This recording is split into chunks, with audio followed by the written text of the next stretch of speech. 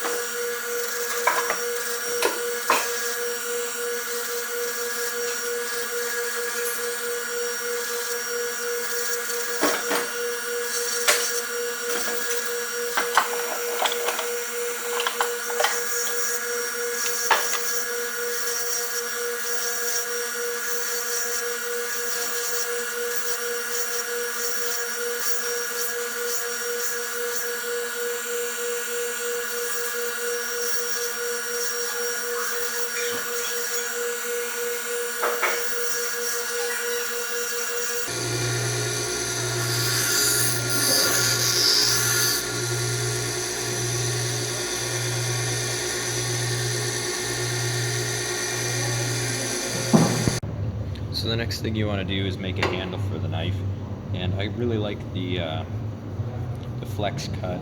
Kind of, it looks like, I don't even know what it looks like. It kind of looks like a fish. It's the one thing it reminds me of. Kind of looks like this right here. It's easy to hold on to in your hand. So just kind of play around with it, but you need something that looks like that, and it'll be about the right size to hold in your hand. Okay, thanks.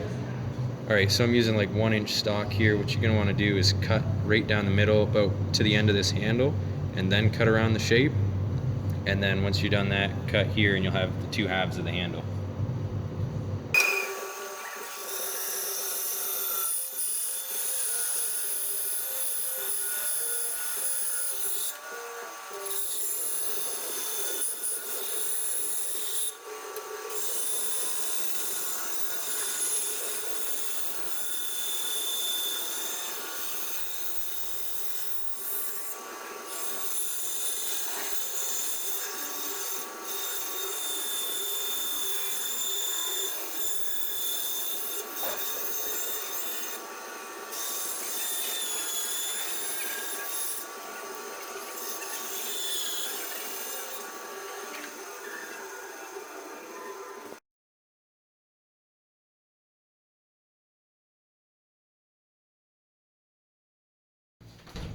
Alright, so we're back in my studio here now. We still have these wooden handles.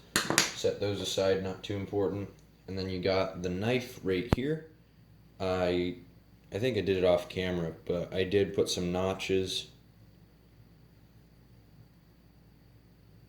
That's not going to focus.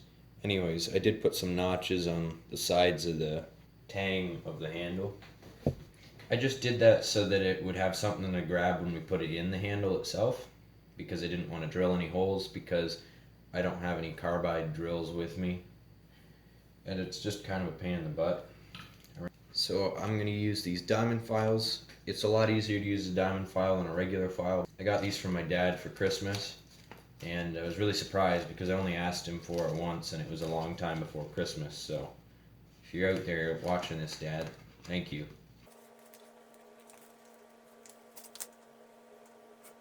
So what you want to do is make sure that you got the blade centered. Obviously you're going to want to make sure you do that with the obviously you're going to want to make sure that you do that with the grinding wheel. But the whole point of this right here is just to get it to a finer edge before you take it to a sharpening stone.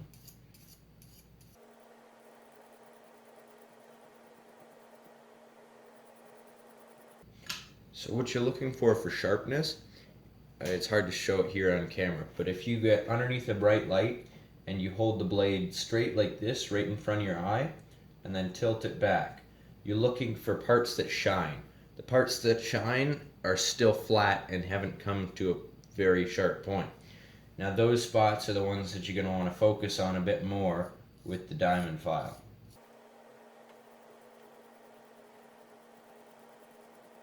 I got some sharpening stones here. You don't need sharpening stones. You can actually just use an abrasive. So you can actually just use an abrasive.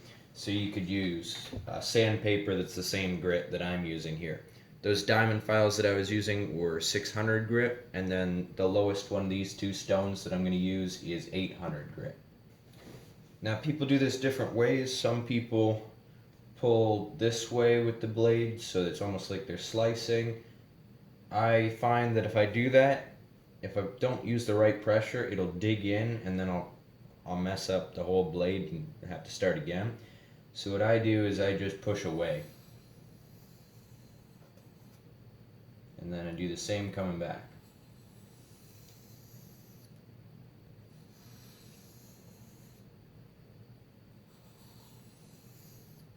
If you're using an abrasive, you're going to want to put some water on it first so that basically the tiny little metal chips have somewhere to go after they've been scraped off. If you're using a stone, you're going to want to keep wetting it.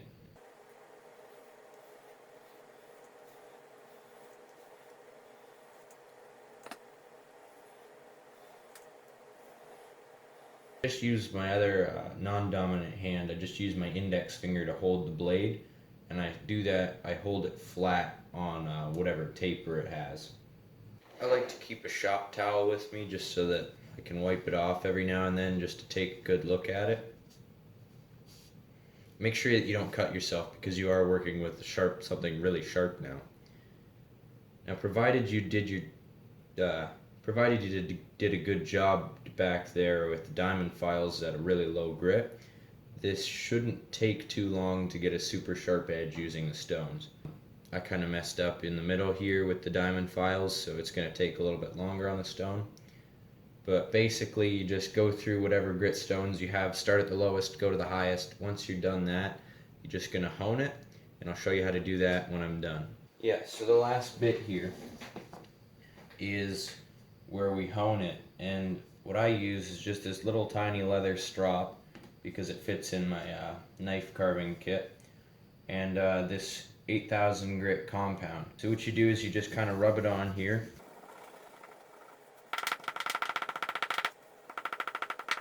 Just kind of like that. Now usually, since like the handle of your knife would like hit the table and you can't get it that low, I usually just set it up on top of something like this on the edge. And what you do is the same as when you're sharpening. Just do that. And like I said, provided you work better and you do it properly at lower grits, it's just going to be nothing but easy once you get up here. This is one of those things where you just need to take your time the first time you do it, and you'll never have to do it again. Making tools is something that you want done right, but at the same time, if you're working with steel as nice as the steel that I'm working with, you know, once you get it to where it needs to be, as long as you're not stupid with your knife, it's going to stay that way forever.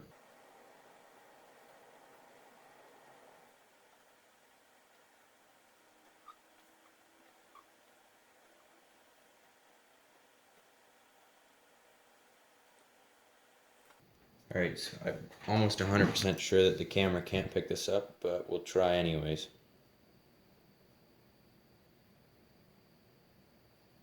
Look straight at it. Oh yeah, you can. Perfect. So there's no glare there or there. Then there's a tiny bit right there. So this tells you that this bit of the knife isn't sharp, And I saw that back when I was working with the diamond file, but for the purposes of this video I needed to get it done because I only had an hour to film it. So I went ahead and kept going anyways, which was a dumb idea. So don't be stupid like me and actually take your time. And as soon as you notice something like that, if it's not going away with, say, the 800 stone, then go back a grit. So that's it for sharpening the knife. What you want to do now is take your handles, find the two flat sides. I forgot to mention that whatever board you cut should be planed so that when the pieces go back together, all you do is take them from being cut like this and switch them back around. What you want to do is take a pencil, take your blade, line it up where you want it, and so that there's the right amount of blade sticking out. Draw around it with your pencil. It's actually going to be easier for me if I use a marker. So use a pencil or a marker to do this.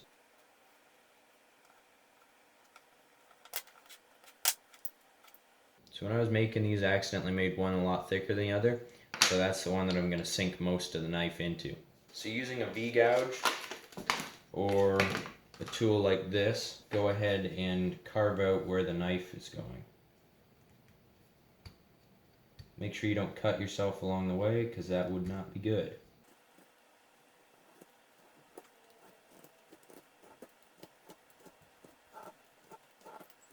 In here, and then these two handles go together flush. Once you've got it like that, go ahead and mix up some of your epoxy. You don't need too much. And then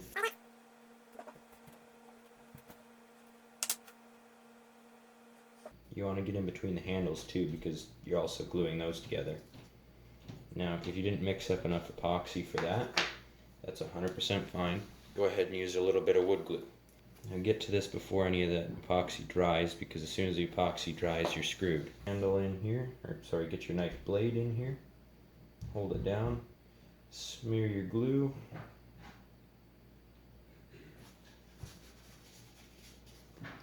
And then get your other handle on there.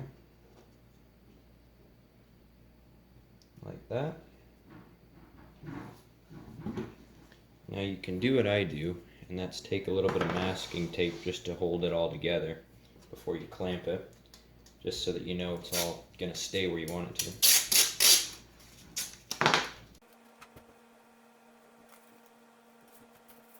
That is so that glue, I put this on there so that, one, it'll stay together, but two, so that glue doesn't get all over me in epoxy. I don't like getting epoxy on my hands.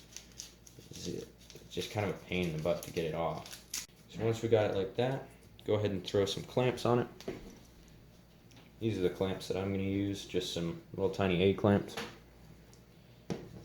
You could use the big giant C clamps like I used in last video. That'll just hold it together better. Other than that, that's it. Go ahead and take a hand file or a rasp to shape the handle after, and just keep going until it's the shape of your hand that you like. I'll go ahead and show a picture of that or a little video clip once I've got it to the shape I want it. But it's super simple. Just take the file, just like this, and then pretend this is your handle. Just kind of